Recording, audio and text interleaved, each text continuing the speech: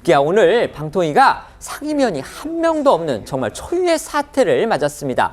어제 오후에 민주당이 이상인 방통위원장 직무대행 겸 부위원장에 대한 탄핵소추안 이걸 기습 발의한 뒤에 오늘 표결 처리하겠다 이렇게 예고를 하니까 이 대행이 오늘 오전에 자진 사퇴 카드를 꺼냈고요. 대통령실 곧바로 수용했습니다. 네, 앞서 이상인 직무대행은 어제 오후 열린 이진숙 방통위원장 후보자 인사청문회 증인으로 나올 예정이었지만 민주당이 자신에 대한 탄핵안을 발의하자 건강상 이유로 불출석했고요. 오늘 오전 사의 표명했습니다.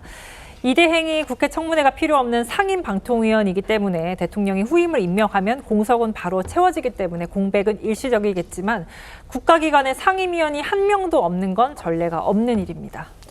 방통위는 의결 정족수를 이제 상임위원 2명만 있으면 된다 이렇게 해석을 해서 그동안 여러 안건을 추진해 왔습니다. 물론 민주당은 이게 지금 불법이라고 주장을 하고 있는 겁니다. 김홍일 전 방통위원장 사퇴에 이어서 이 대행마저 떠나면서 말 그대로 방통위는 상임위원이 한 명도 없는 식물 방통위가 됐습니다.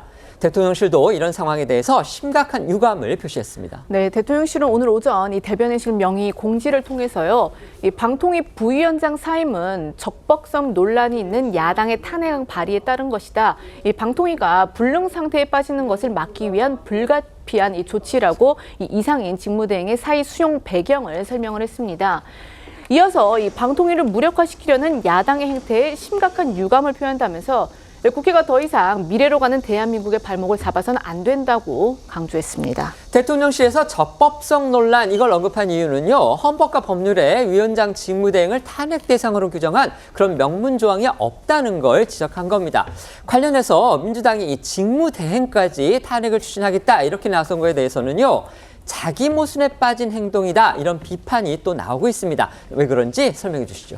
네, 어제 민주당은 소속 의원 170명 전원 명의로 이상인 방통위원장 직무대행에 대한 탄핵 소추안을 발의했습니다. 말씀하신 것처럼 헌법 법률에는 직무대행을 탄핵 대상으로 규정한 조항이 없고 직무대행에 대한 탄핵안 발의도 헌정사상 처음 있는 일입니다. 하지만 민주당은 헌법재판소가 재판 실무에 참고하기 위해 만든 실무제요에는 직무대행도 탄핵소추 대상이란 내용이 있다며 이를 근거로 이상인 직무대행도 탄핵 대상이라고 주장합니다.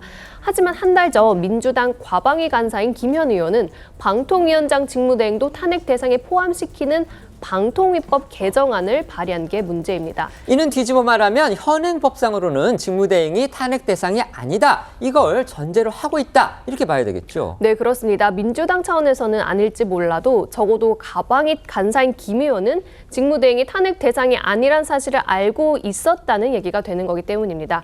그래서 법조계 일각에서 민주당이 이 직무대행에 대해 탄핵소추안을 발의한 건 자기 모순이란 지적과 함께 민주당이 헌법과 법률을 확대 유추 해석하면서 입법부 권한을 넘어 법률 해석권까지 마음대로 행사하고 있다는 비판이 나오고 있습니다.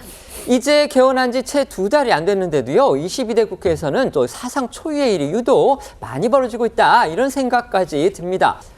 직무대행, 그러니까 방통위원장 직무대행 겸 부위원장을 맡고 있던 그 방통위의 상임위원 한 분이 결국은 사퇴를 했습니다. 그 이유는요, 야당이 직무대행도 탄핵하겠다 이렇게 나서니까 그 방통위원 결국 공백 사태를 막기 위해서 이제 사퇴를 한 건데요.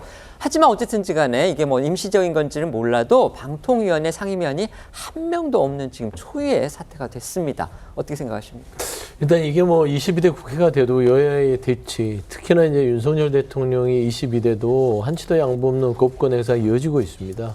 심지어 이제 방통위원장의 임명 자체도 지난 이제 이준숙 후보 전에도 사퇴를 하는 것들도 결국에는 MBC에 대한 이사진을 어떤 그런 의결에 대해서 임명을 해놓고 뭐 그냥 도망치듯이 그냥 그만뒀거든요. 물론 이제 야당이 아직 임명은 안 했습니다. 임명 절차를 시작한 겁니다. 네. 그렇죠. 그러니까 임명 절차를 의결해 놓고 가버렸죠. 네. 그러니까 이제 이런 부분에 있어서의 감정의 골이 쌓인 것 같아요. 그래서 이제 야당 입장에서는 대화의 타협이 좀 있으면은 이렇게까지 안 가겠는데 좀 뭐 자료화면을 보시면은 좀 감정적이잖아요. 그러니까 누가 지금 감정적이시죠? 서로 감정적이죠. 서로가. 뭐 네네. 최민희 위원장도 그렇고 네. 지금 이진숙 후보자도 그렇고 야당과 여당 의원들도 보면 이게 온전하게 청문회가 진행되는 게 아니라 감정의 싸움을 하고 있는 것처럼 보이는 것이에요. 그리고 최근에 직무대행에 대한 이제 탄핵 소추안의 어떤 이 분위기가 조성되니까 또 이 그 직무대행 자체가 사표를 낸단 말입니다.